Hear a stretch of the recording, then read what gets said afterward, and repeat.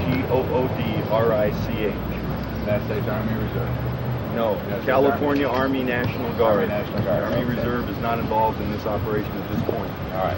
Can you tell us what you're going to deploy and when and where? We have approximately 2,400 soldiers down here in the LA area or en route. Some of them are still en route.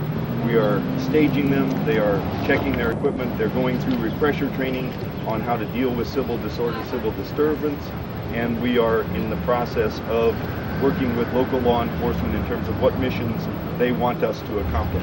Have you gotten any indication what that is yet? We have some ideas as to the types of missions. At this time, we're not prepared to address the specifics of that, but we are in the process of working those so that we will actually be employed probably before the day is out. There have been some indications that the policing will be left to the police and that the guardsmen are going to pretty much guard, in other words, protect property and so on. That's always the case. National Guard, our soldiers are not law enforcement. We support law enforcement. We reinforce them, if you will, but there is always a peace officer present to take care of law enforcement duties, and we work.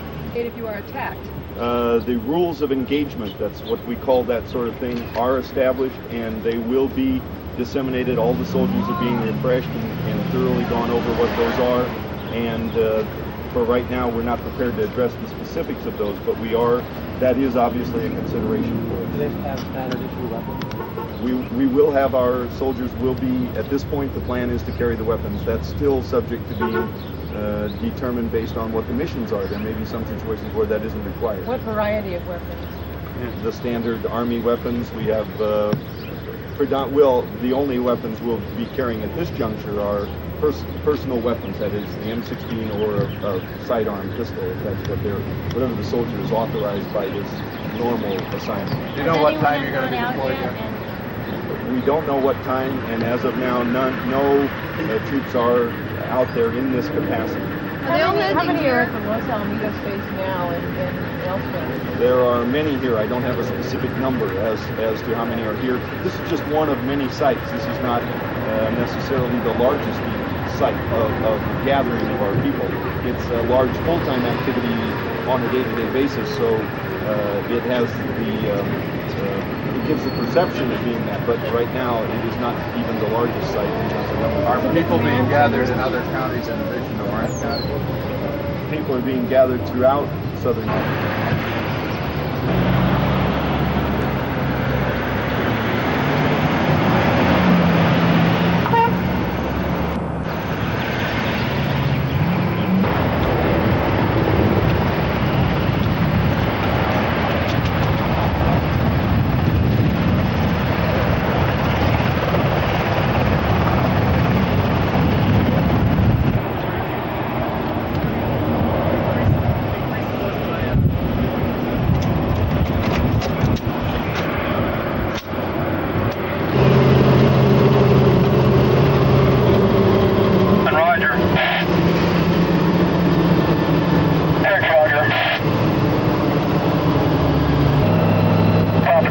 You need to open it up some. You're punching it up.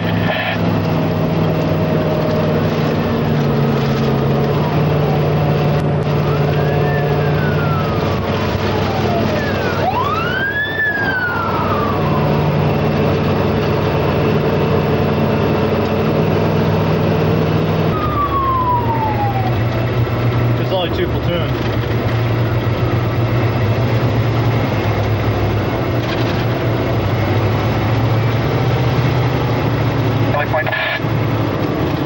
Not a whole lot, is it?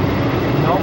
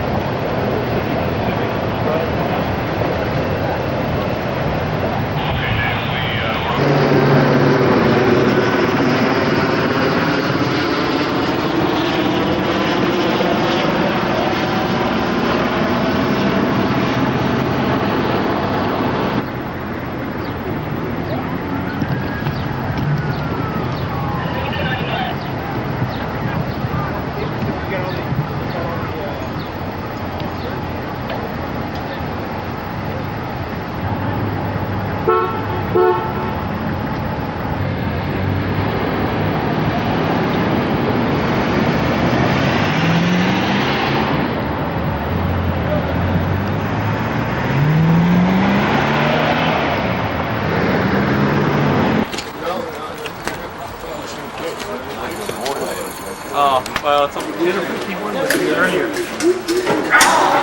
I'm going to be on this. I'm going to be, I think. Second rank. You will each follow your squad leader. Your squad leader will get you on a truck. Lieutenant Harlan is a police officer, and he's going to talk to you about some life and death shit, about deadly force. So now you're in banana formation. Have a seat. Have a seat and pack it in. Now come back forward. Stop as opposed to shoot to kill, that sort of stuff. Alright, this isn't a joke, guys.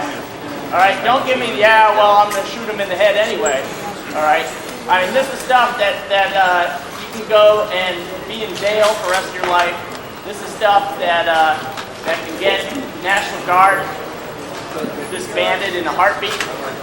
You know, this is serious, serious stuff. I don't want to hear a little bullshit 7th grade crap about comments that are going on, all right? We're talking about life and death, yours and somebody else's. It's very, very serious stuff. You need to sit there and listen to everything that's going on, all right? I don't want you playing with your weapon or anything else, all right?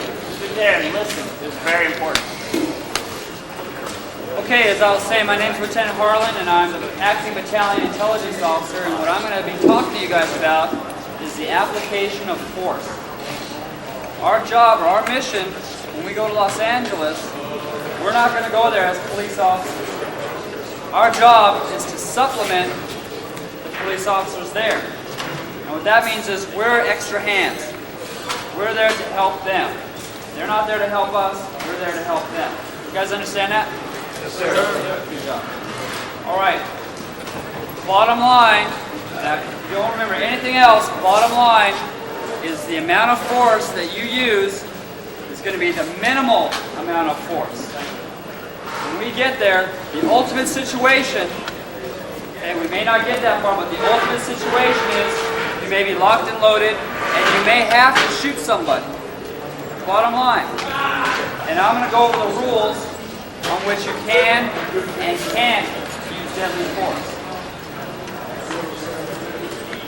Okay, the responsibility of ejecting demonstrators, getting people out of the area is not our responsibility. It's the local authority or the local police officers. That's their job. As I said, we're there to help them. I'm going to read you what some of the rules of engagement are, and then some of it gets a little wordy, so I'm just going to explain it right after I read it. The Veterans Code provides authority to the senior officer at an installation or restricted area, which we will be in, to physically detain illegal trespassers when civilian law enforcement is not available. So if there's no coppers around, a senior officer, when we're at that site, will say, okay, you have the authority to detain somebody. The dispersal order using a loudspeaker or public address system when available. Okay, what that means is the senior person is going to get over a bullhorn or whatever means that he has, and he's going to give everybody a warning. You guys need to leave. It's not a safe area. You need to leave or you will be arrested. Something to that effect. Demonstrators will be given a reasonable time to disperse. Failing to do so then requires the officer in charge to request the local law enforcement to arrest and remove the offender. Okay? note, reasonable amount of time. Okay, if the officer in charge says, okay, everybody needs to go, you need to leave, okay, don't start grabbing people if they don't automatically get up and double time out. Okay, if they're slow to respond, which they're probably going to be, okay, but if they're still moving, hey, that's reasonable. Okay, let's just go, let's get them going, let's get them moving in the right direction. Okay, bottom line is, in our area, if we say, okay, you guys need to move, the officer in charge announces over the bullhorn, we still got people who don't want to move, we call the local cops to come in, they say, hey, too dangerous, we're not going to go in, or hey, you guys need to take care of it, then we're going to come out, and we already have people picked up to do this, to move the people out. Okay, you've probably seen it on TV where they come across like this, they start moving a wall, okay, that's when we're going to do that. I want to emphasize again, we are going to use the minimal force necessary. Okay, so if you're one of those people that we pick to help do the wall, okay, and you got somebody sitting there going, hey, I ain't moving, so you're going to have to move me. Okay, can you shoot that guy? No, you can't. Okay, can you put your hands on that person if you have to, and maybe take them back and let somebody detain them? Yes. Okay. I think that's pretty clear cut. You guys understand that, right? All right. Okay, the rules of engagement for the use of deadly force. The right of self-protection from death or great bodily harm is inherent in all law. The use of deadly force by our unit during an emergency may be authorized when the lives of personnel are threatened by deadly force or when the possibility of great bodily harm is present from deadly force used against them.